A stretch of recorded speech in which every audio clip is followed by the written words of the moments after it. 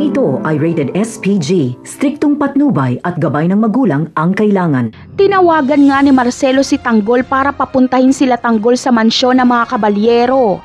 Planado na ang pagpaslang kay Tanggol dahil alam na nila Senyor Facundo na si Tanggol ang pumatay kay Pablo. Pagdating nila Tanggol sa mansyon ay makakaramdam ng kakaiba si Tanggol dahil siya lang ang papapasukin sa loob at kakapkapan pa siya at hindi siya pwedeng magdala ng baril.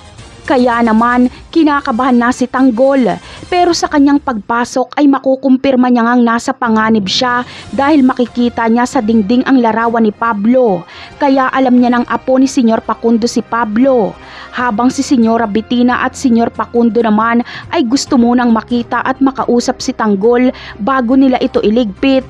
Gusto nilang pahirapan muna si Tanggol. Sa pagkakataong ito ay makakagawa ng diskarte si Tanggol para makaalis ng buhay sa mansyon. Gagayahin niya ang ginawa ni Mr. Jeronimo kay Divina. Gagawin niyang hostage si Senyora Bettina. At kapag hindi siya hinayaang makatakas ni Senyor Facundo ay tatapusin niya si Bettina. Ngunit maaabutan pa kaya ni Tinding sa bahay ng mga kabalyero ang pangyayaring ito? Ano kaya ang gagawin ni Tinding kapag makita niyang hostage ni Tanggol ang bruhang si Bettina? Yan ang aabangan natin sa mga susunod na episode.